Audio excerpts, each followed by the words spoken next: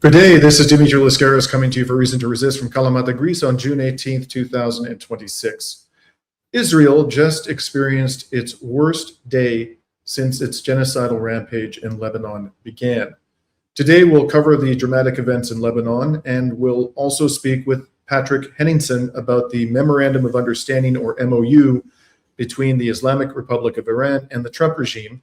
Patrick is a highly distinguished geopolitical analyst, journalist, and the founder of 21st Century Wire.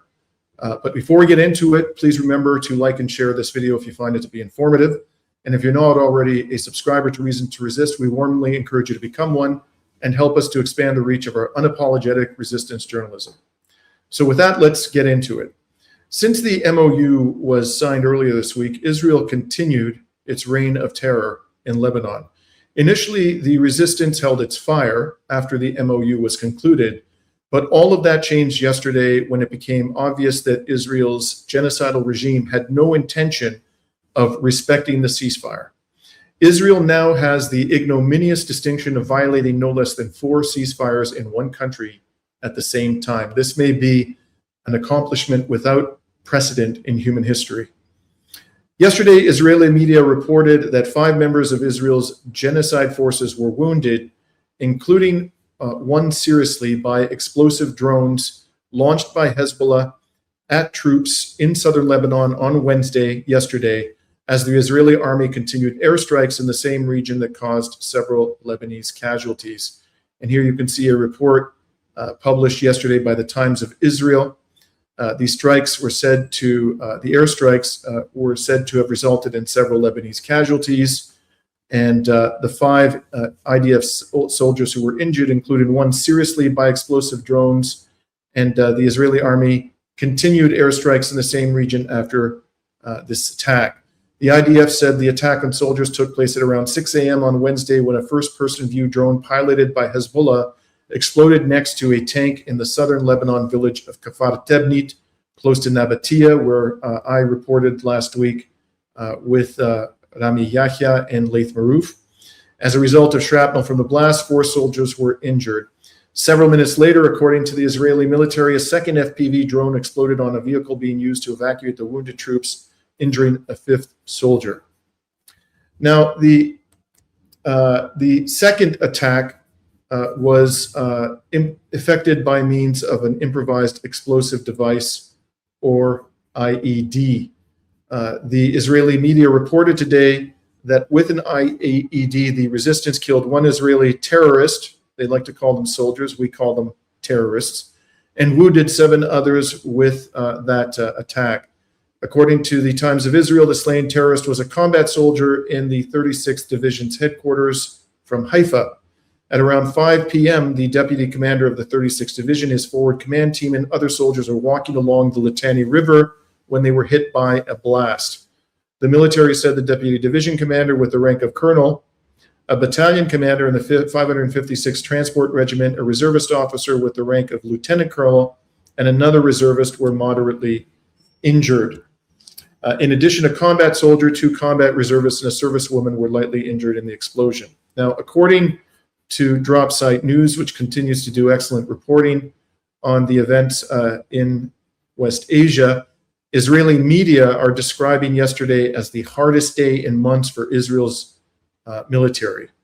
After the MOU, and by the way, you can see up here a post on X, which elaborates that, in fact, the total number of killed and wounded is 17, whereas the 2 reports that I just showed you suggest that it's 15. This was across multiple incidents in Lebanon, not just the 2 that I've identified. And the bottom line is this: it was, by any measure, an extremely difficult day for the aggressor in southern Lebanon.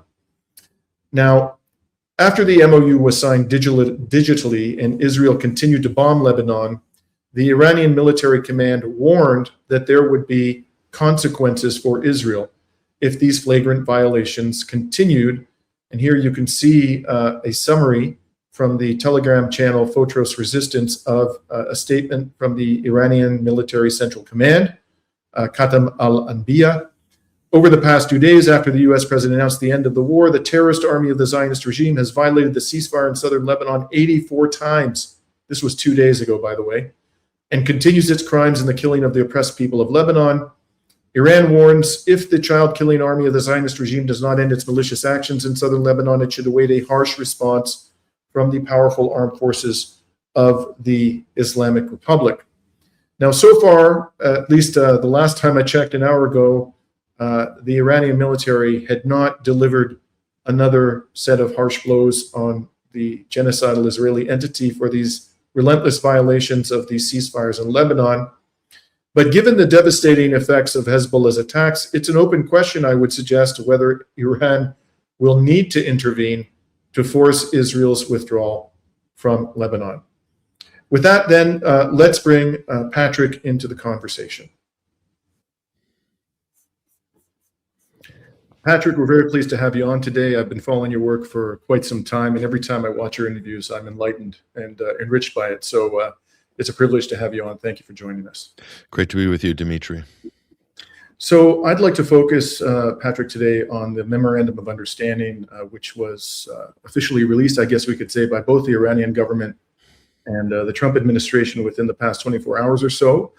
The official version appears to be very similar to the unconfirmed reports from the Iranian media over the past several days. But there are some significant differences, and we're going to get into a couple of those. Before we get into that, though, I'd like to talk to you about some remarkable commentary from Trump at the 52nd G7 summit held in France over the past 3 days, which included a signing ceremony at the Palace of Versailles. Wow. So let me begin with this doozy, Patrick. Donald Trump talking about the idea people have been suggesting to him, apparently, that there is a way for the United States to force open the Strait of Hormuz, and this is what he had to say about that subject. A statement saying they love this deal because they want to see it over, and they love the fact that the Hormuz, don't forget, if we were going to drop bombs, let's say we went another month, another 2-3 months, maybe weeks, could be another 3 months, could be whatever. What do you have left?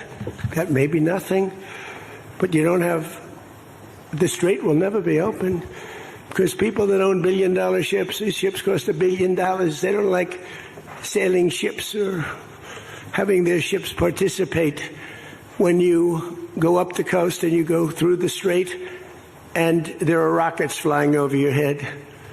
They want to protect their $1 billion investment. You wouldn't have oil for maybe years. These are stupid people. Well, Patrick, people like you and me and many others in the alternative media were saying many months ago that these were stupid people. But Donald Trump appears suddenly to have gotten religion on what is realistically achievable within the Strait of Hormuz. I guess I'm interested in your general reaction to what you just heard, but also, do you think this is genuine? Do you believe that Donald Trump really has understood that this is not a war that he can win, and that any attempt to crush Iran will result in the destruction of the global economy? I think the answer to that question is, I mean, that's a good question.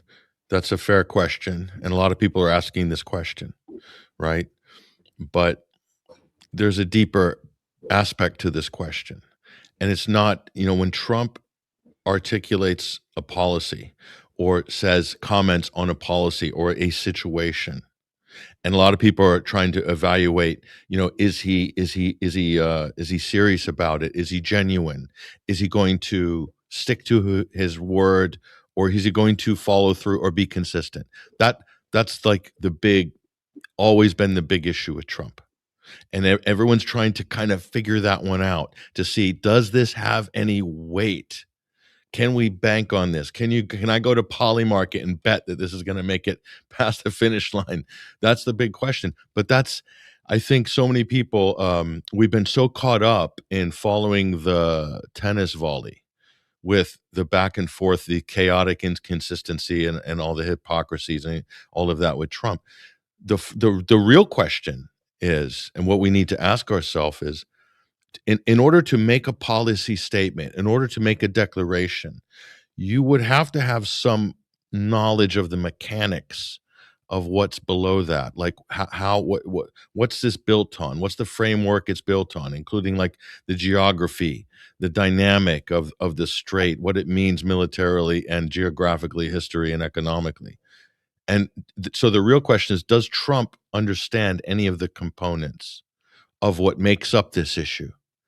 And I listened to him talk time and time again. The answer for me is irresolutely no. He does not understand anything to do. He said that these ships cost $1 billion. Is he talking about oil tankers? I mean, find me $1 billion oil tanker. I mean, if I order a destroyer from Lockheed Martin, whoever builds these things, who knows? I mean, from the French, I mean, the one they sold the Russians, the Mistral, that was what, 2.5 billion, or I can't remember. That's with the full comm satellite, missiles, the submarine deployment and all that. That's 2.5 billion. You talking about something that holds oil? That's not so. For him, who's a money guy, to make a statement like that, he's just profoundly disconnected from any knowledge or understanding about anything. So I really don't think he understands any of the mechanics of the Strait of Hormuz. I don't think he understands the gravity of any of the 14 points and what they really represent, and then and what would it take going forward for that type of thing to be held together. And the problem with Trump is, and the danger with Trump is, two things. He should have advisors that would make him understand that. That's the first thing. Maybe he's not capable of understanding it. I doubt that he even has competent advisors. Because he's made so many faux pas publicly, said some stupid things. He shouldn't have even sat at the G7 in that sort of interview with Al-Sisi, in which he did all the talking. If his aides were competent, they would not have let him sit and do that, because he just destroyed himself, basically. So I have very little or no confidence in anything that this president says or does, and less confidence in his ability to follow through and the U.S. government's ability to be agreement capable, more than Biden. And Biden was bad. They're very bad under Biden. That's when the kind of breakdown began in terms of the inability to abide by any obligations or agreements. It began under Biden, but under Trump, it's taken on a whole new level. So I don't think he's still playing games. I mean, he made statements in the Sisi interview. He said, "Look, if Iran doesn't behave, we're going to drop bombs on their heads." So his fundamental attitude hasn't changed. And this would be the moment where he could put all of that baggage behind him, take the win of his self-declared victory and peace in our time. Fine, give him that. And there will be, this will be like the time if you really effed up and you could turn over a new leaf and somehow regain some footing after just a catastrophic disaster in your wake. This would be that moment. And you think Trump could reinvent himself, have any self-awareness and just kind of awareness of his surroundings, and then move forward on better footing? He can't do it. He can't do it. So fundamentally, his values and attitudes and beliefs have not changed at all. He doesn't respect the Iranians. He has no regard for human life in the region. That's clear. He's made a few statements about, you can't, about the Israelis, you can't bomb apartment blocks because they're not all Hezbollah living there. How about there are no Hezbollah living there? How about that, Donald? So he's shown a little bit of that only because of the pressure, and the poll numbers are just cratering for him and this issue. So it's for him and for the U.S. It's about control. It's about control. When he went ballistic was when Iran started charging tolls. What was that, 6 weeks ago or whatever? Why? Because his brain operates like this. Oh, that's my money. That's our money. How dare they? We need that money. We could set up a deal with stable coins and Jared and Eric, and that's how Trump thinks. And he was upset that Iran was taking money that was on the table that he can take. And it really comes down to that. That's how he's wired. Is he's got the lizard reptilian brain going in his frontal cortex. Well, since you raised the subject of ballistic, it was reported by The Guardian yesterday that Trump had endorsed the G7 leaders' call for wider talks on Iranian ballistic missile program. Now, the MOU, as I'm sure you know, Patrick, says nothing about ballistic missiles. The Iranian leadership has said very clearly that has been removed from the agenda, that is not on the table. There's nothing to discuss. So after this report appeared, Donald made these comments about the ballistic missile program. Working on a parallel effort with the Gulf nations to address non-nuclear issues such as the conventional ballistic missiles, which we'll be talking about, and support. I mean, they have to have some because other people have some. You got to have some. Somebody said you shouldn't give them one. I mean, I have guys. I like some of these guys. But I don't think they're smart. Sir, you shouldn't let them have any missile. I said, well, what am I going to do? Am I going to let Saudi Arabia have missiles, but they can't have them? Yes, sir. It doesn't work that way, It doesn't work that way. And missiles aren't the problem. Missiles they hurt a little location, but they don't blow up the planet. So the Gulf nations will address the non-nuclear issues. We'll be talking about the ballistic missiles, and we'll talk also about the terrorist proxies that they have. Okay, and as you know, Patrick, the so-called terrorist proxies, in other words, support from the Islamic Republic for groups like Hezbollah and Ansar Allah, have also been taken off the table. So, I mean, I don't know.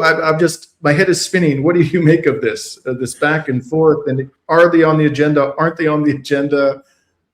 What's your take? Well, on the surface, like based on what he said, that's a serious climb down from his previous. I thought he destroyed all their missile programs, but apparently not.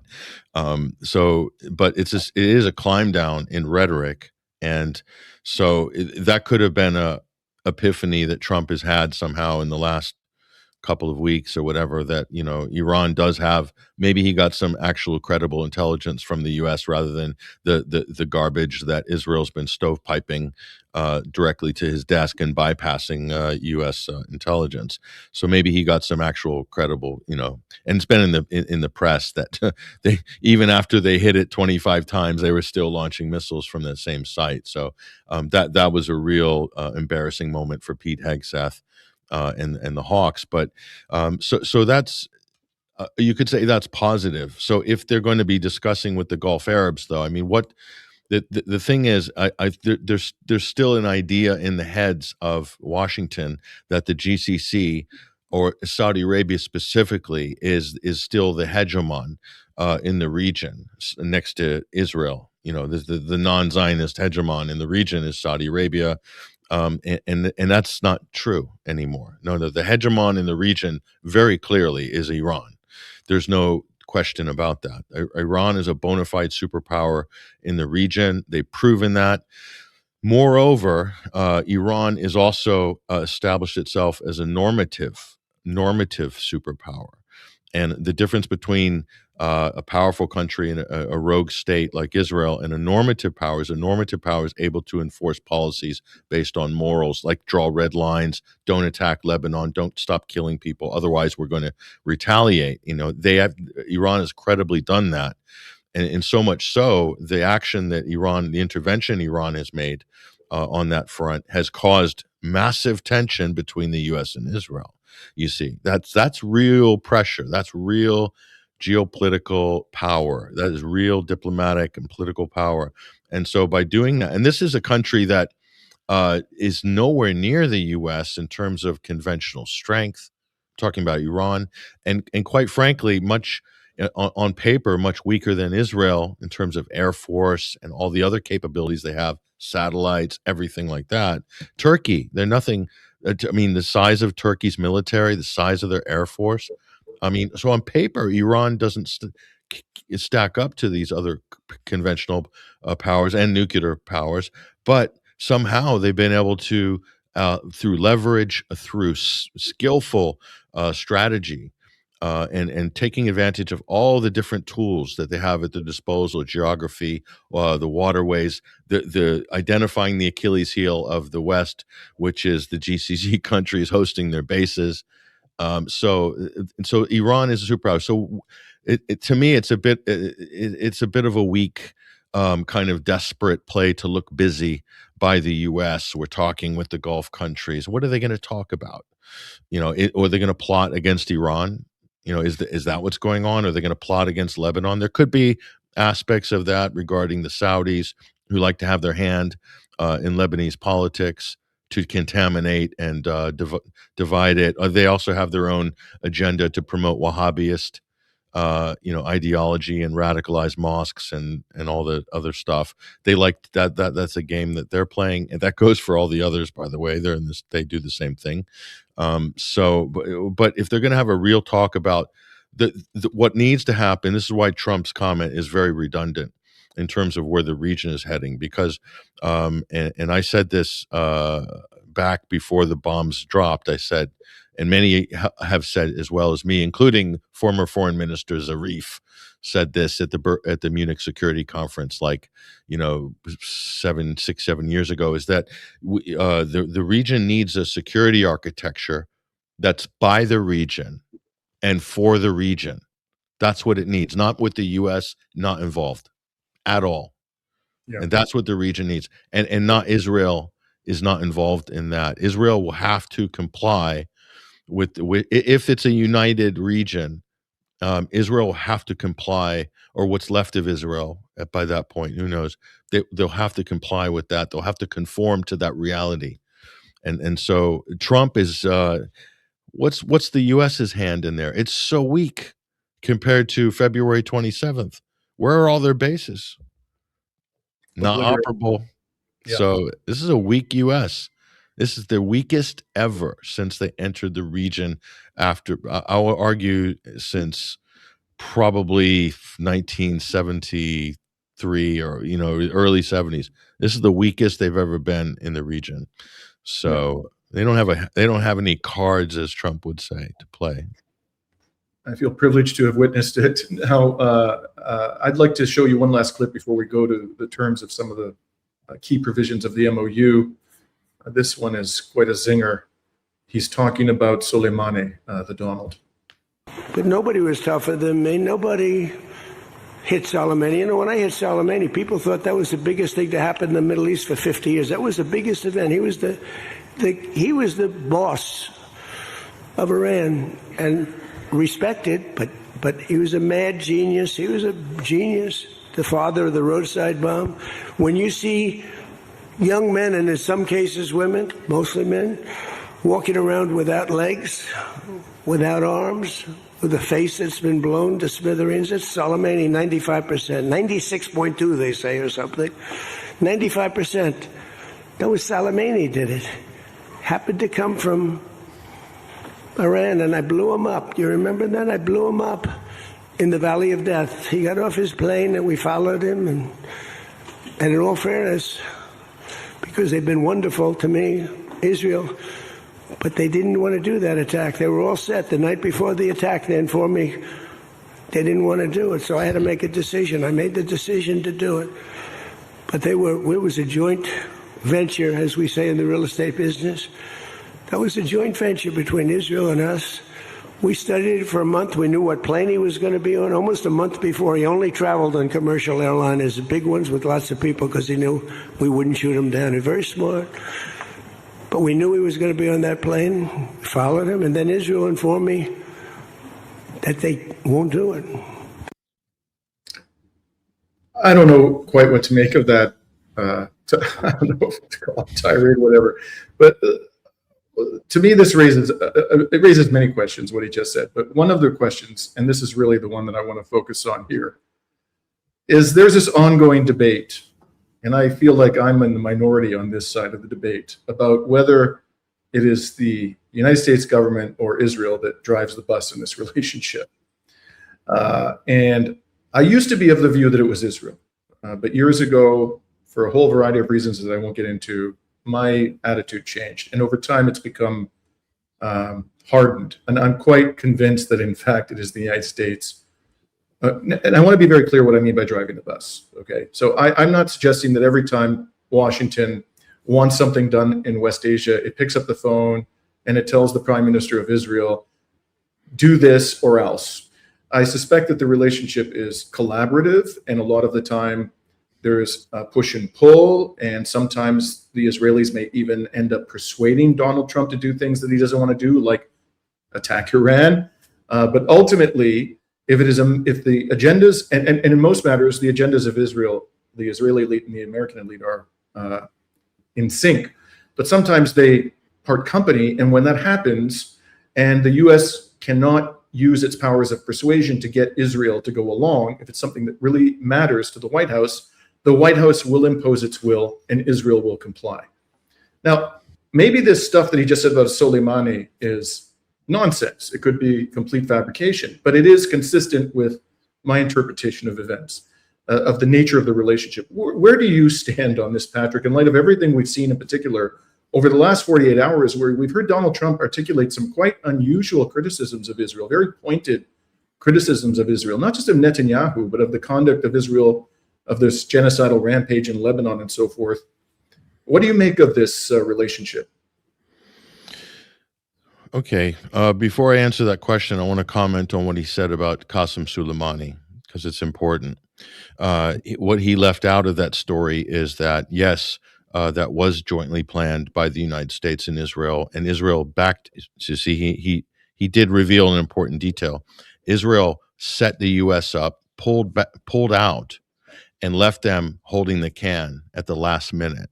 Okay, and then the Israeli operatives within the U.S. government were nudging him at that point. The reason they did that, Dimitri, it's like if you're the mafia and there's you have the bosses, and then there's maybe someone else there, and you say, yeah, we're going to grab this guy and we're going to rough him up, and if he doesn't spill the beans, we're going to have to whack him. And you're like, yeah, okay, we're doing this together. And you go there and you do it. And you got him there. He's in the chair. He's tied up. They're torturing him, whatever.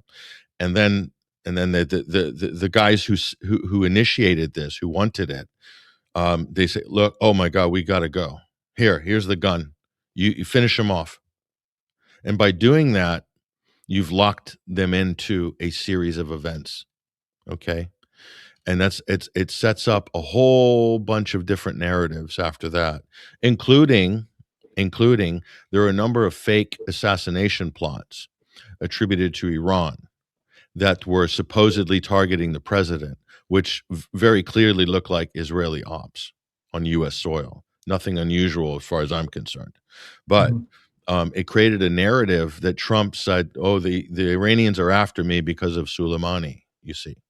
So at that level of the level we're dealing with the intelligence, the dirty spycraft and the games between these countries, especially the Israelis, the dirtiest and most underhanded and dark you can possibly imagine, and that's why that happened. And he left out the detail, which is they lured Qasem Soleimani and important Abu Mahdi al-Mohandes, who was the commander of the Hashd al-Shabi, the People's Mobilization Units, was in the car with him.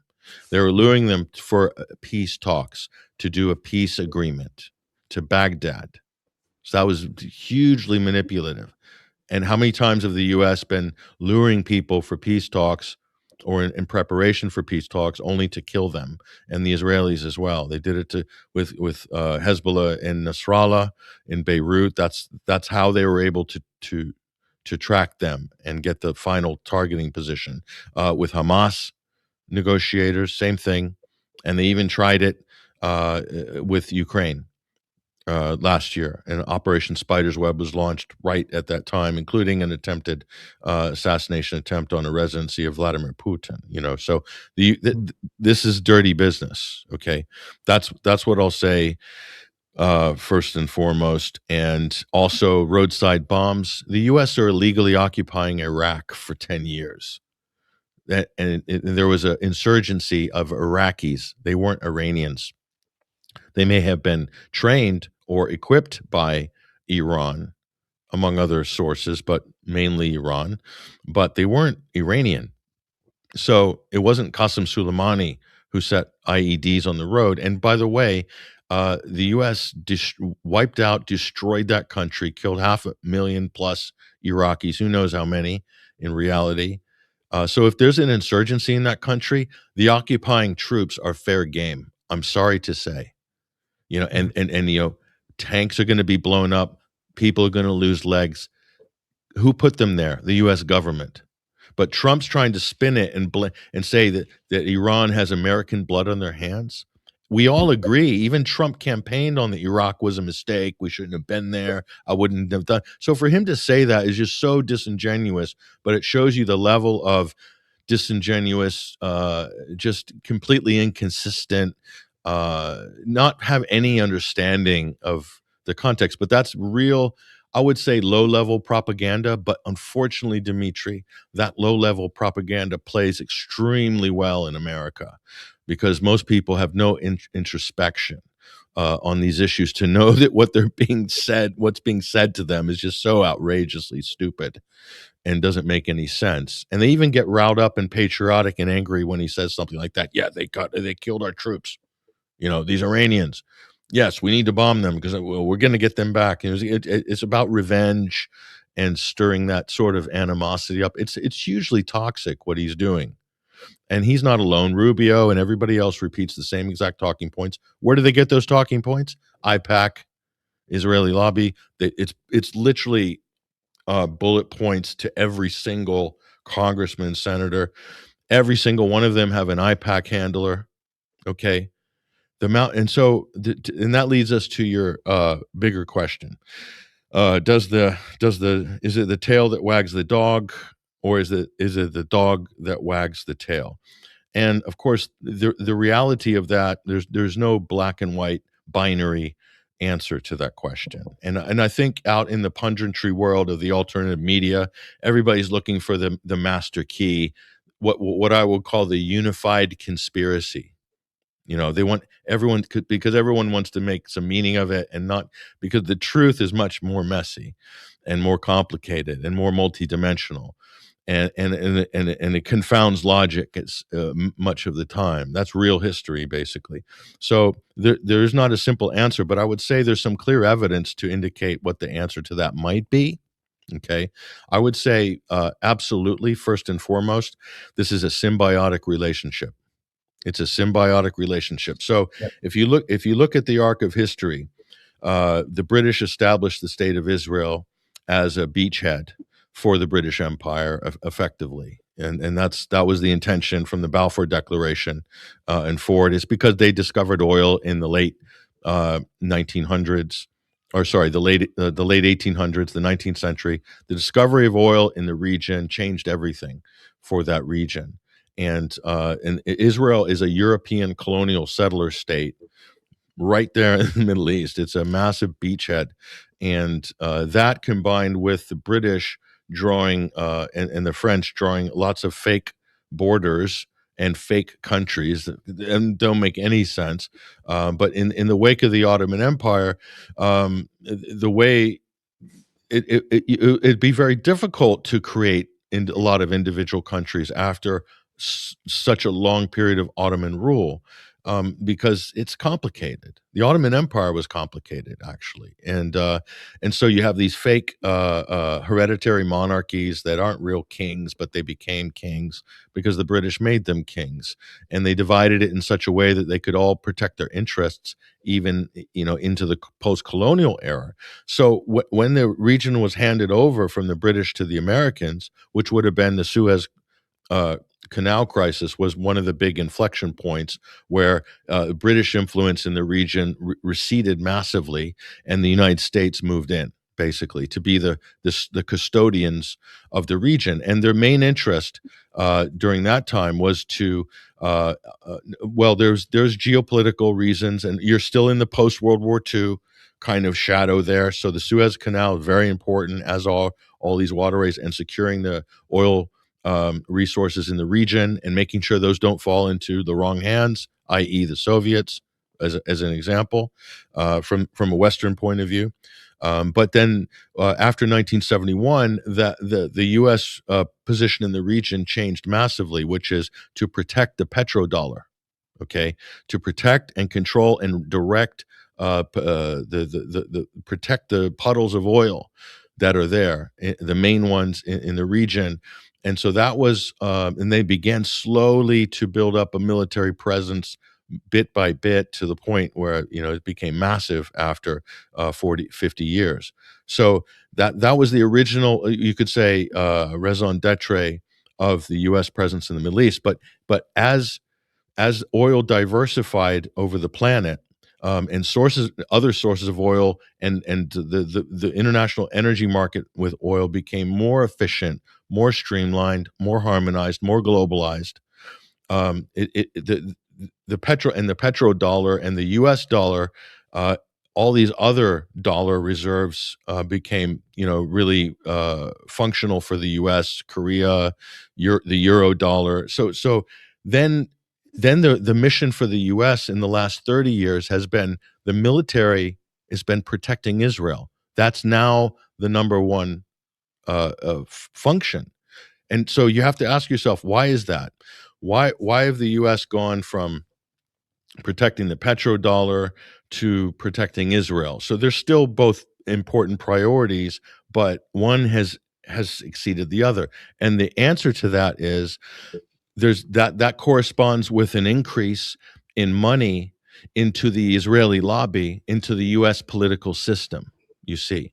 So what we send Israel in military aid, 3.8 billion or whatever it is, it's a pittance, really, in the large scheme of things. It's proportionally a lot of money, you could say, for the GDP of Israel, somewhat, but it's not a massive amount of money. But what the U.S. spends militarily in the region, all of those bases, all of the deployments, all of the rotation, and the munitions, and all of this stuff that they give really gratis to the Israelis, you're talking, we're into way past 20 billion now. We're into big sums of money. Just the maintenance of that, carrier strike groups that are rotating. This is big money every year. So that's why how can I prove that? I'll prove that because when Operation True Promise was launched, and you saw the drones and missiles come, and every single U.S. asset was activated as a missile shield to help defend Israel. All the air-to-air refueling, all the destroyers knocking out, intercepting Iranian as well as Yemeni missiles, the positioning of all of their ships, the role of Djibouti as well, and they're based there. So you can see that everything so Israel, this little tiny slice of land, the size of New Jersey, is requiring this massive military envelope that's really provided by the U.S., paid for by the U.S., in order to protect Israel. Why? Israel has zero strategic depth.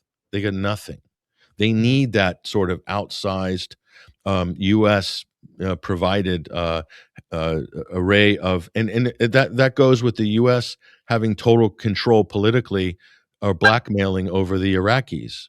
Because if Iraq closed their airspace, the United States could just say, we're going to sanction your sovereign wealth fund, which is where? It's in New York City. It's in New York City. And that's something the U.S. did after the Iraq War, which was putting their thumb on Iraq pretty much forever. That's a lot of leverage, okay? So so if you take away Iraqi airspace, it's extremely difficult to attack Iran, or it's easier for Iran to maybe defend itself if they're able to do that. So that's just an example of the in the increase of IPAC was not giving direct money into U.S. campaigns. They're a lobby group. They're massive in terms of influence, but they weren't in the game of direct campaign contributions until 2 elections ago. So it was relatively recently. But there's tons of other, like at least a 2 dozen other major Israeli lobby organizations that did that, including and as well as individuals. Citizens United was a big game changer as well for opening the floodgates for super PACs and all of this stuff and anonymous concealed contributions. The bottom line is this: what happened before, it was definitely Israel was a beachhead for Western imperialism, 100%. But over time, the tail has been on steroids, and the tail has metastasized, and the tail is now threatening the health of the dog and threatening to kill the dog because it's totally out of control. I mean, and it's got an outsized influence in the U.S. foreign policy. Now, I would say probably from the mid '90s, from the mid '90s with the Clean Break document, Project from the New American Century, Benjamin Netanyahu himself directly lobbying and influencing. He basically put out his agenda very publicly from the 80s forward. That's a very clear evidence that Israel is architecting and directing and implementing their foreign policy through the U.S. Okay, there's no question about it.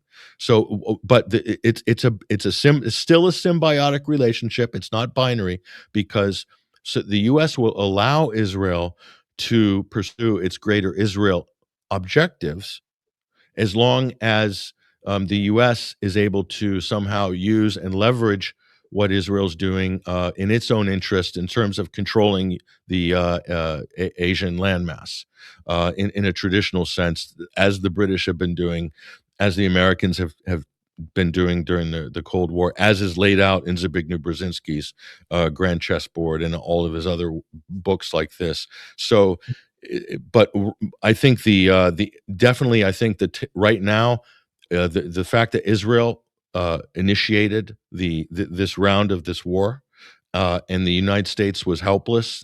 This president as well had to go along with that because the Israeli lobby put $600 million into Republican campaigns the last election cycle. That's Miriam Adelson and all the rest of the Israeli money to all campaigns, including the president. The share that Donald Trump got from Israeli sources was probably around between 300 and 400 million. 600 million, that's over $500 million. When the mob gives that kind of money, it's not for nothing, it's not for kicks. They expect something in return, and by golly, they got it. So that would be my answer. And that's not to downplay any of the other geopolitical analysts in the podcasting sphere, but I would say as a criticism to some of those analysts, they'd never take the political calculus into consideration because Washington is very much a political machine. And you can't underestimate the amount of penetration that Israel has into politics with money, intimidation, and also using the media as a kind of attack dog against politicians. And Joe Kent revealed how that whole system worked after he left, which I thought was fascinating, that they would time a talking point with Mark Levine and Fox coming in to pressure the president when they wanted something to happen, and that was all being micromanaged out of Tel Aviv. You see, so it's a very efficient machine that the Israelis, as well, and I'm not talking about Epstein, the blackmailing, all the behind the scenes stuff, of which there is a lot. Okay, but the last thing I'll say about this is Trump's whole cabinet. In America, people is policy. It's not necessarily the president, but the cabinet around him is going to be able to execute any particular policy in the administration. And the Israeli lobby shortlisted every single cabinet member that had anything to do with national security or foreign policy. And who was on the transition team that vetted that list and managed that? two people, Jared Kushner and Howard Lutnick, were in charge of the transition team that assembled in the first cabinet. So every single person on there was handpicked by Mary Madelson, Ronald Lauder, and a committee of Israeli, the mega group, and whoever. And that includes Pete Hegseth. You're saying, how could a Fox News weekend host who had only attained a rank of major, who has a very checkered personal past with tons of scandals and alcoholism, and how could he be the head of the Pentagon? Like, and he's 42 years old or whatever, is 43 or whatever. How's that even possible in a real world? And the reason is because the Israeli lobby insisted that Pete Hegseth get in, and he was going to get rejected in the Senate. There was bad press while his confirmation hearings. The vote was very, very close. But what happened? Why would a senator vote to confirm somebody that is absolutely unqualified, that they know they're going to get flack for if he F's up because it's a bad candidate? And the answer is each of those senators have got somebody behind them tapping them on the shoulder. Vote for Hegseth. Who's that? That's the Israeli lobby. That's the IPAC handler that Thomas Massey revealed when he said he kind of blew the whistle on this last year. So there's a level of influence and control. I'm talking about Mike Waltz. I'm talking about pretty much everybody, even RFK to a degree, although he probably earned his spot on his popularity. But that's HSS. It's Health and Human Services. So Right. that's And that. Yeah, that's a reality, you see. That's a reality. And the other thing to prove this, and this is another mechanical mechanism issue in Washington that people overlook. And look at the Trump administration. I think we can all agree Trump is the most pro-Zionist Israel stooge of a president in history. It's undeniable, okay? Why would in American politics, Dimitri, when you come in and you select your cabinet, you never pull people from safe congressional or Senate seats to fill cabinet positions. You don't do it because if you want your party to hold those seats and win in future elections, like for instance, if Marco Rubio, that's a lifetime seat. He couldn't, there could never be a Democrat ever in that seat. Probably he could die in that seat. That's called a safe seat. Why would you empty all the safe seats? Mike Pompeo is another one. Congress had no experience in intelligence. Trump pulled him to be head of the CIA. No experience at all in intelligence. From Kansas. He was a congressman from Kansas, but he was a Zionist. Mike Waltz, Zionist. Pete Hegseth, Marco Rubio, Zionist. And all the rest of them. Why would you do that? Why would you pull Matt Gaetz out of his safe seat in Florida? He wasn't a Zionist, but he pulled him out and said he was going to be Attorney General, AG. And of course, you're like, well, he's not really qualified to do that. Why would you take the most popular GOP congressman out, the future Speaker of the House? Why would you pull him out to fill a job that any lawyer or Washington stooge could do? And this is Elise Stefanik, Benjamin Netanyahu's sock puppet in New York. She had a Republican in New York. That's a really valuable seat. You just don't, leave them there, right? If you wanted to hold the House and Senate the next election, you don't mess with those seats. They pulled him out to put her as UN ambassador. Then they panicked because they realized that there was a Democrat challenging in that seat. Boom, put her right back. Back. They abandoned that one. So why would you do that? Because the Israeli lobby, they go, anybody who's running, Democrat and Republican, they will back all of them, including the loser or the winner, to guarantee that they groom them from the beginning of their congressional and Senate career. Tom Cotton's a good example.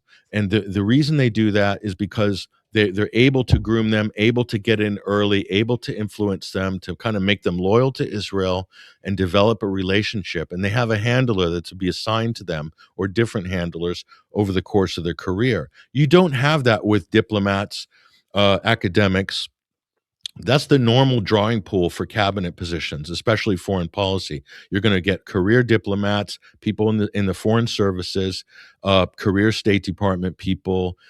So Trump had broke those rules, and the answer that's a perfect example of how much ingenuity the Israeli machine has.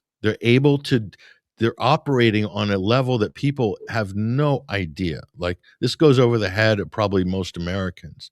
They have no idea that this little country is able to organize so efficiently and so vast in their networking and all the levers of power. So if you really understand all these things and then you look at this disaster of a cabinet, I mean, wow. Then it starts to make sense. So there's a few evidence points there that I think prove that right now the tail has been wagging the dog.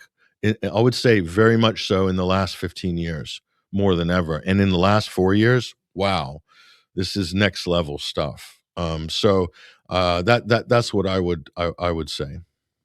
So let's move to the question of whether the dog is going to reassert control of the tail in the next months to come. And that takes me to the subject of the MOU. And I want to just preface, before I show you some of these specific provisions, which I'm sure you've read, Patrick, I want to sort of explain a little bit my perspective on these things. I'm not by profession a journalist. I am a lawyer, and I spent most of my career doing class actions, and I've been involved in dozens of high stakes cases, which most of which resolved consensually, and I've been involved in countless settlement agreements and some basic principles that I learned over the years as a lawyer. And I started my career on Wall Street. I was on the other side, and then became a plaintiff side class actions lawyer. And one of the things I learned is that when you're dealing with an adversary who is fundamentally treacherous, perfidious, and pathologically lying, you have to be very, very careful about how you paper your agreement. And you need to, first of all, try to envision every realistically possible contingency that might arise. You have to avoid ambiguous language. You have to be very precise in terms of what they do. And when I look at this document, although I think it is on paper a stunning defeat for the United States and Israel, absolutely remarkable, I have questions about the language that the Islamic Republic ultimately acceded to. And overall, my overarching concern is whether ultimately the United States and Israel, particularly the United States, will comply. So with that, I'm going to show you two provisions to sort of make my point. First of all, there's the provision regarding Lebanon. The cessation of hostilities on all fronts, and specifically what it says about Lebanon. Okay, so this is Article 1. The United States of America and the Islamic Republic and their allies in the current war, by signing the MOU, declare the immediate and permanent termination of military operations on all fronts, including in Lebanon, and undertake from now on not to initiate any war, any military operation, and to refrain from the threat or use of force against each other, and ensuring the territorial integrity and sovereignty of Lebanon. Okay? I want to focus on those words, the territorial integrity and sovereignty of Lebanon. We were told, and have been told repeatedly by the government of Iran, and I'm sure they mean this, it's sincere, that it's not enough for Israel to stop firing and committing atrocities and a campaign of terror across Lebanese territory, but they actually must withdraw their forces.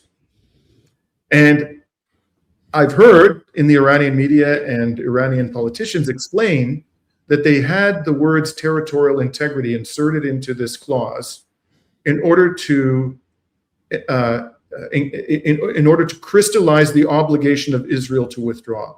But this is a very sort of dicey approach to the issue. They could have just said, Israel will be required to withdraw its forces from Lebanon, period. Then there would have been no ambiguity at all.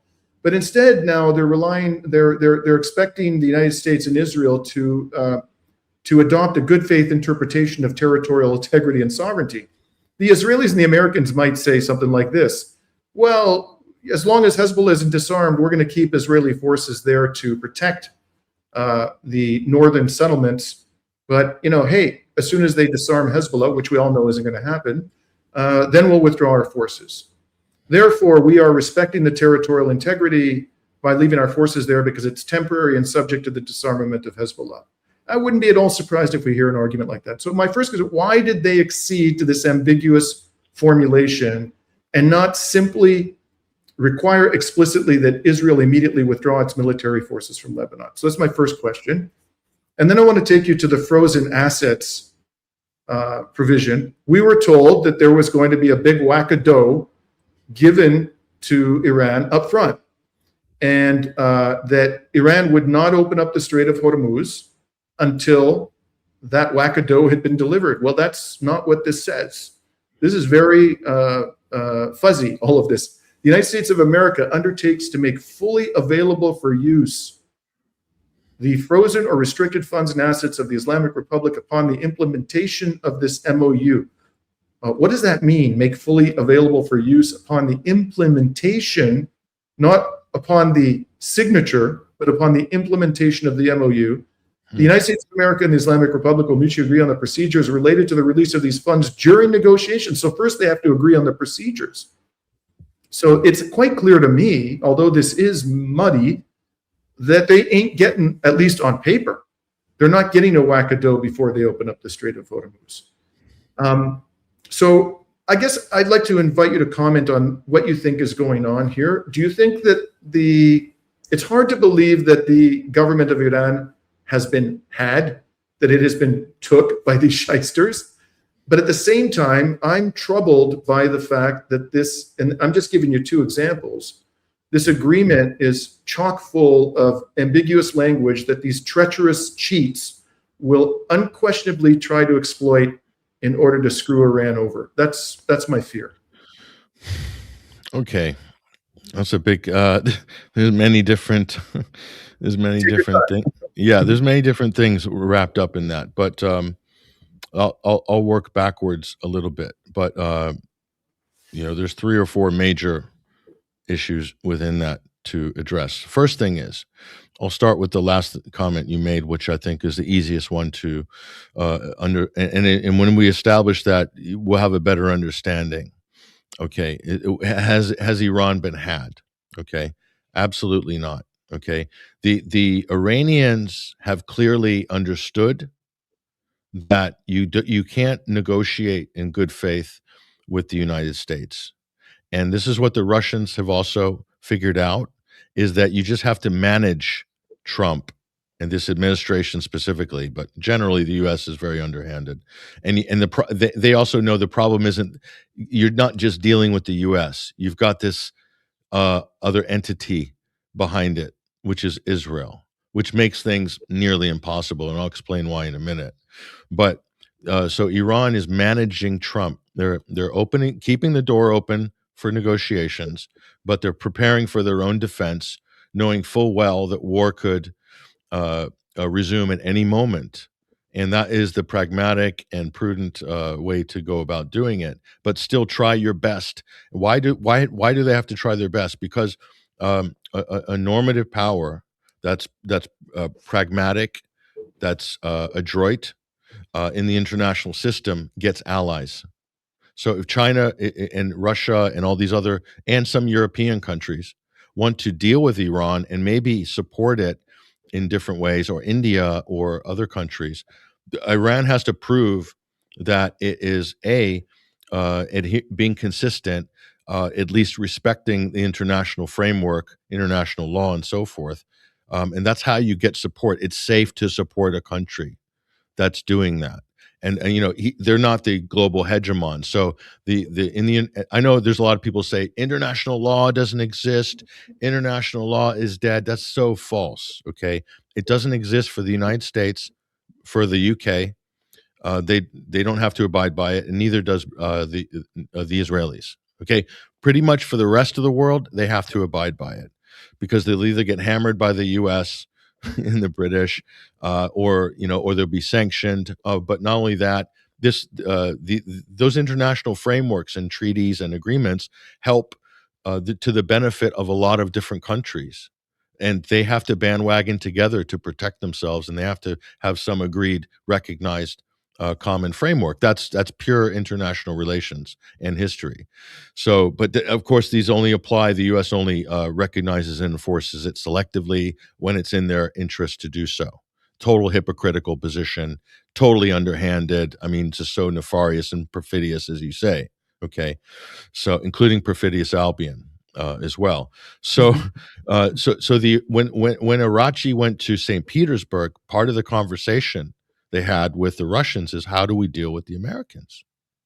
And of course, the Russians have experience now, because the U.S. has dragged its feet with Ukraine, pretending they're doing some kind of brokering some peace agreement while they're piping arms and drones and intelligence into Ukraine to hit targets in Russia. And Russia's well aware of this, but they want to avoid World War III at all costs. So they have to manage Trump. So Trump sent two fake diplomats, Steve Witkoff and Jared Kushner, who aren't employees of the State Department, who have no experience doing anything. And Russia was very insulted by this. Lavrov doesn't show up to those meetings because he's like, well, that's not the State Department. That's not Rubio. I'll talk to my counterpart, but I'm not going to deal with these guys. So Russia sent a fake diplomat, Kirill Dmitriev, who's a Russian businessman who lived in America, totally gets Americans, is a little bit MAGA, and so he's perfect. So he's been babysitting the U.S. team, and Russia just has to get on with business and try to figure out what they need to do to balance out and resolve this situation in Donbass and Ukraine. So they're managing Trump and his ego. They'll do the Alaska photo op, not expecting that anything productive is going to come out of it, because at the end of the day, the Russians and the Iranians know the U.S. is agreement incapable. The Trump administration cannot, I repeat, they do not have the personnel, they do not have the intellectual depth, they do not have the diplomatic skill or experience to hammer together a type of agreement that works in history. Okay, there's no such thing as a deal in international law. It doesn't exist.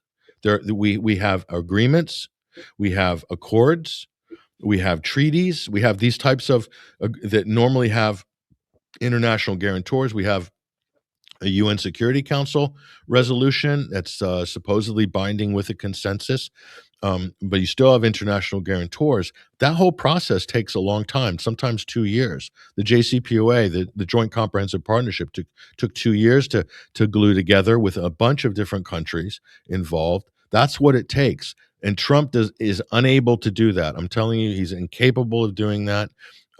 He's talking about doing that. They're threatening to do that, but to actually do that, I will believe it when I see it.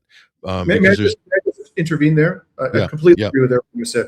But if that's true, and I absolutely agree, they're agreement incapable, why would Iran begin to open up the Strait of Hormuz before a big whack of dough has been delivered to them? They're taking the pressure off of the U.S. government. They could effectively Iran is in the driving seat regarding the Strait of Hormuz. So they could open it up temporarily in good faith for a period of time, but the US, I would fully expect the US to try some dirty trick or some dirty maneuver to try to take advantage of that. Listen, if you play chess against the Iranians, understand that they're definitely going to have plotted 5 moves ahead. As do the Russians and the Chinese. They're not naive, so they're ready for some of these contingencies. But the U.S. is not really. The U.S. is thinking a few moves ahead, but only in a tactical sense, because their overall strategy is like, what's the point of all this you're doing, America? That's strategic thinking. What's the point? And America, this administration they can't do that.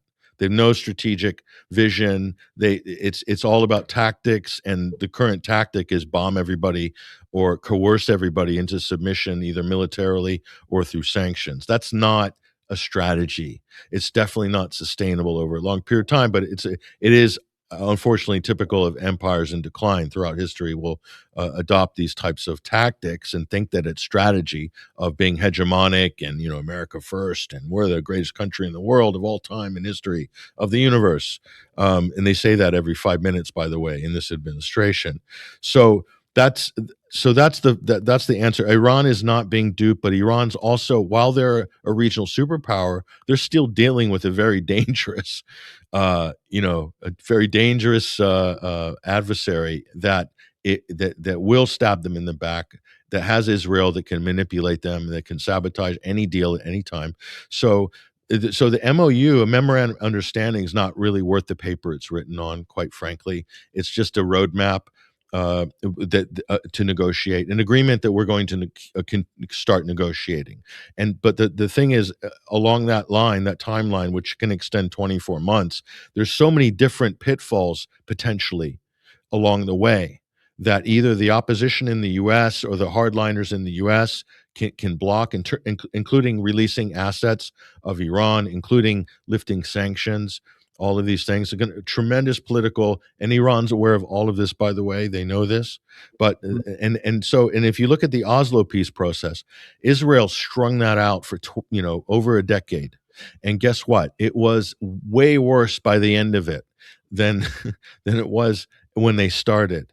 And because Israel is the master at exploiting idiosyncratic, either legally or some detail, and then moving the goalposts only subtly and carefully. They are extraordinary, and they basically can upend any agreement, any negotiations, given enough time. In fact, the longer it goes on, the more chance that Israel's either going to change facts on the ground, or change some kind of thing in their favor that will basically nullify and make the whole process obsolete by the end of it.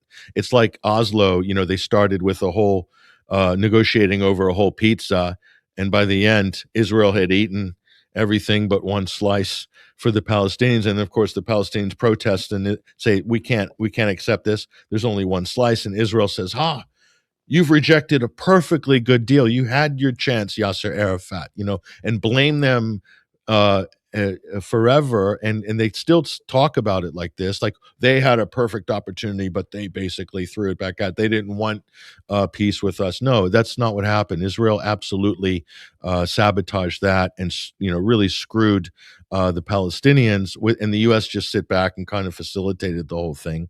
So that could happen here as well, and with Lebanon. But the other thing is, the other point, so who decides if something's implemented on that 14-point plan?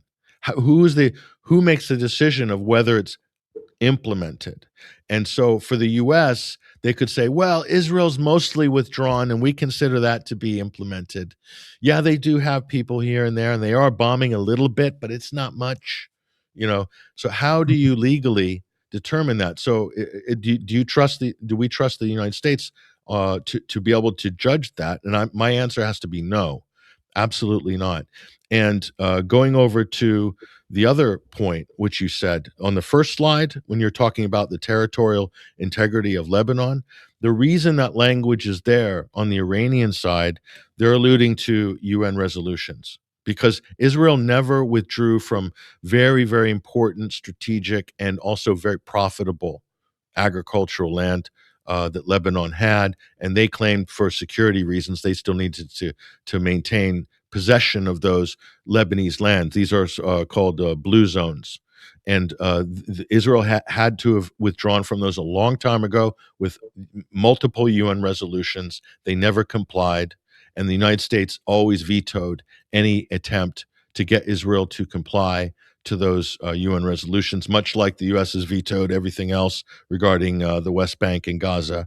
So that's what they're talking about. And that's part of Hezbollah's remit, was they must liberate all occupied Lebanese land. And so you have really important and important on many different levels. So that's why that's there. So I think what Iran's doing is pointing down that's a road sign to the UN resolutions, probably, because this is going to have to get resolved eventually, and that's a big issue for Hezbollah. But the other problem with all of this, Dimitri, is this thing about disarming Hezbollah, and the problem that this is a talking point for one reason and one reason only, because, and this is a sticking conversation legally. I mean, I've even been censored for talking about not this exactly in the context we're talking about, but pointing out the obvious fact that Hezbollah has been proscribed as a terrorist organization by the U.S. and its allies I'm talking about specifically the United States, Britain, France, Germany, European Union, and a few other European Union countries. Part of that Canada, economic group, is yes. it? Okay. So Hezbollah does not have an expeditionary terrorist operation. They're not carried out, not provable anyway, any terrorist attacks in other countries. It's not Al Qaeda. It's not ISIS. It's nothing like that. It's not the IRA even. Okay. But in terms of their, international quote operations or whatever. So that's a South Lebanese militia that exists because of an Israeli illegal occupation, a brutal occupation in South Lebanon. That's why they exist. That's why they were formed. That's in their mission statements, in their manifesto. And so, but they've been designated anybody who resists Israeli aggression, resists Israeli occupation, is labeled by Israel as a terrorist organization. And then the Israeli lobby, here we go back to the tail wagging the dog. The Israeli lobby pressures the U.S. government to make sure they're prescribing them. And not only that, they get Washington to press the Western governments to do the same. And the Israeli lobby has very well developed machine in Britain now, so they can do that directly within Britain. And by doing that, then it means that the political wing is also considered a terrorist organization, even though they're holding almost half or more than half the parliament seats in some elections, in some cases. So it means you can't have any international dialogue, you can't have envoys, you can't have any real negotiations because they're, quote, terrorists. And it means that you can say, oh, they need to be disarmed because terrorists are attacking Israel. Well, under the UN Charter, they have a right to A, self-defense, and B, the international law recognizes the right of an armed resistance struggle. This would apply to Hamas. This would apply to Islamic Jihad. And the list goes on, the PFLP, you name it. Okay, it applies to all of them. And it also applies to Hezbollah. And I'll add another caveat to this that further reinforces what I'm saying here, is that when the Lebanon had a civil war, very, very bloody, very nasty civil war in the 1980s, okay? And that really didn't calm down until the early 90s. And at the end of that phase of the Civil War, all of the groups had to disarm. That was the sort of general agreement. And all groups in Lebanon disarmed in 1991. In 1991, except for one group was allowed to keep their arms, and that was Hezbollah. And why was that? Because everyone agreed, all parties agreed that they would defend the southern border, that they would defend. So why wouldn't the Lebanese armed forces do that? And the answer is simple. Okay, the Lebanese armed forces do not have the equipment, and they do not have the capability to defend themselves against the IDF, and politically, nor would they want to, because the U.S. government have developed such control over the government in Beirut, specifically the Christian Maronite Christian and the pro-Western Sunni and Saudi-funded Sunni parties. Okay, to the point where the U.S. has vetoed the acquisition of fighter jets, air defense, anything of meaning. So the Lebanese armed forces are basically a jumped up gendarmerie force. That's not a real armed forces. They have no way to defend their airspace. So Israel has told the US government, we need access to Lebanon's airspace. It's our airspace. We'll use it to attack Syria during the dirty war, thousands of sorties, bombing runs, etc. When I was in Lebanon, living and working there, I get buzzed all the time. It's common. The Israelis do it just for fun, to terrorize, previously just to terrorize the population, but to show that, we own your airspace, basically. So the U.S. makes sure that the Lebanese armed forces cannot have the equipment to defend themselves. So Hezbollah is doing a job they shouldn't be doing. The right thing to do would be to do what Iraq did, which was to integrate the Hashd al-Shabi, the People's Mobilization Units, after the war, the defeat of ISIS, to integrate them into the MOD, into the Iraqi Ministry of Defense, make them official. And other countries have done this throughout history.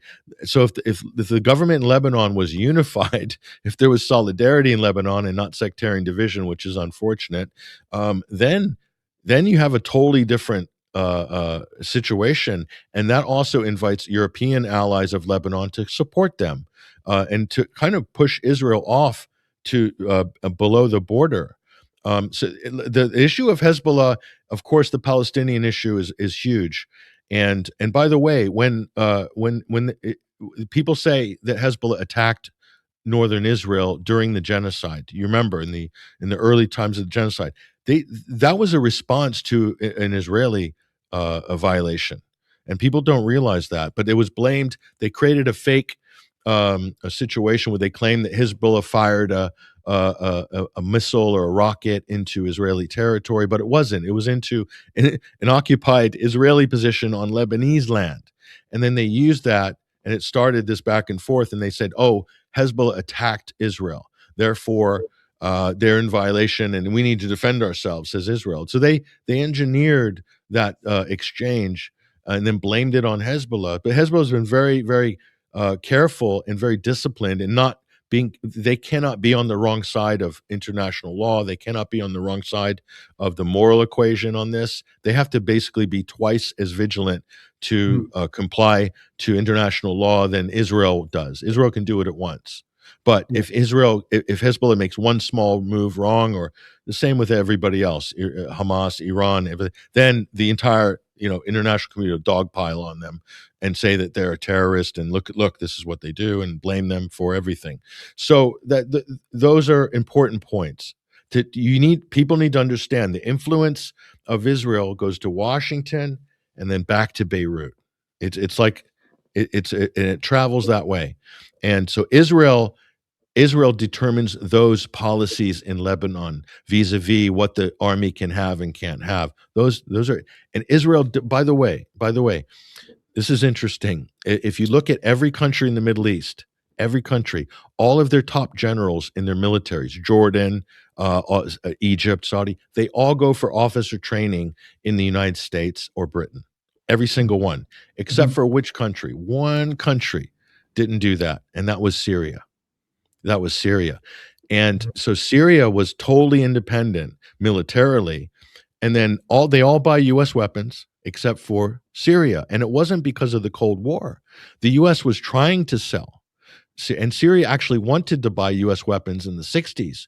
But guess who intervened? Israel intervened. They said, no, you can't give them. Don't give them any weapons. We can't allow that. So Syria could have very much, potentially they could have been slightly allied with the U.S. a bit more had Israel not pressured Washington to cut that relationship because they viewed them as an existential threat. So that's the dynamics, just an example of some of the dynamics in the region. So I'm going to ask you one. If you have a few more minutes, I'd like to ask you one more. Yeah. Thank you. So, and let me be clear, Patrick, and for the benefit of our audience, I don't believe for one second that the Iranian government has been had or took. I think they're far too sophisticated for that. I asked the question rhetorically, even though I am troubled by some of the ambiguity in the language, but I think they've imagined and foreseen the ways in which the U.S. or Israel might try to exploit that. Which brings me to my last question. So to introduce my last question, I want to show you an op-ed in the Times of Israel today. This is by David Horowitz, who is the founding editor of the Times of Israel. As you can see, he describes this as a catastrophic capitulation, and the MOU leaves Israel vulnerable and constrained, and it goes on and on. And I'll just quote to you 2 paragraphs, which is full of nonsense. Quote, "The deal manifestly empowers and finances a mass murdering regime." Sounds like he's talking about Israel. "It elevates the Islamic Republic to a regional powerhouse. It abandons the Iranian people to whom Trump promised that help was on its way," as though Israel cares about the Iranian people. And then he writes, and it directly endangers and constrains Israel with no terminology that binds Israel to a ceasefire it had no part in negotiating. So, as I'm sure you know, Patrick, this is just one of many examples of how the Israeli political and media elites are apoplectic about this deal.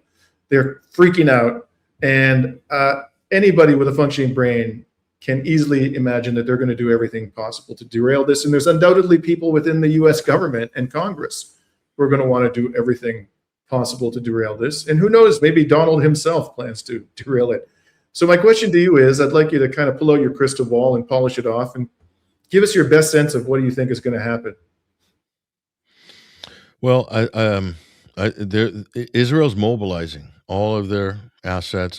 They're marshaling all of their soldiers in the media, in politics, in the think tank world, the punditry, and they've got a singular focus, which is to derail this deal.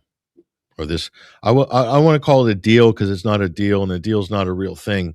Let's call it derail the peace process. Now that makes sense because we have form for that. Like we can point to peace processes that have been totally sabotaged by these same people. So if that's the case, I would say, and you know, Trump has to really, he would have to be so strong and resilient as an individual and of such high character and such high morals to be able to withstand that pressure. I mean, he would have to be a John Fitzgerald Kennedy, Jimmy Carter, hybrid to do that. And unfortunately, I don't have a lot of faith in him because I've heard what he's saying in some of these interviews, like I said, the G7, and he hasn't changed his attitude. He's very much in I don't want to call it a colonial mindset, but he definitely doesn't rate Arabs and Iranians as full persons like he would a white American, or I don't want to say it's purely racial, but there is this kind of superiority complex, and the Israelis have this complex. Donald Trump has adopted Israeli rhetoric, Israeli attitude, Israeli talking points. And when I hear Trump and the U.S. government talking, it's the same as Israel. That wasn't always the case. To me, I've noticed this. And when it comes to defense, when it comes to war, when it comes to how they're framing their arguments, it's like identical to Israel. And it's kind of, for me, really kind of disturbing because it wasn't always that way in the U.S. political discourse. And some of the people, like they're saying, a lot of people have died in Gaza, but, this is an Israeli talking point, by the way, very effective one. They're saying, well, look, in wars, people die. In wars, people die, and you just have to accept that. They're starting to compare like World War II to the Gaza genocide. They're doing this on every single U.S. program, and Marco Rubio is repeating it, and all the others. And that's an Israeli talking point, basically. Mm-hmm. So in a way, it's kind of justifying and into marginalizing the Palestinian loss of life, and just the pure, it's just the horrific, all the horrific, clearly horrific aspects of it have been minimized and diluted through this kind of really just vapid discourse that you see. And Trump, unfortunately, is like the showcase of that. So I wouldn't bet on him, unfortunately. But that's not to say that Iran is going to lose and that their allies are going to lose. I just think that there's too many points of failure here. It's way too early to be, celebrating, or it's way, way, way too early, because look how many times we've had high-level negotiations and announcements of great, oh my God, we're finally making progress. And then, they'll try to kill the negotiators, or they'll assassinate a president, or Israel will do something and the United States feels obliged to get behind them. And otherwise, huge problem in Washington. So I don't know. It's just, I hope for the best. I absolutely hope that it happens, and I hope the forces of the universe converge to make something like this happen. But I'm also extremely skeptical, realistically that's going to happen. I think so. What we have at the end of the day is Iran fully aware that negotiations will be sabotaged, will be derailed, that the Iranian position is going to be one of a force majeure, that they will institute a force majeure on the region, like it or not. And guess what? Only a superpower can do that.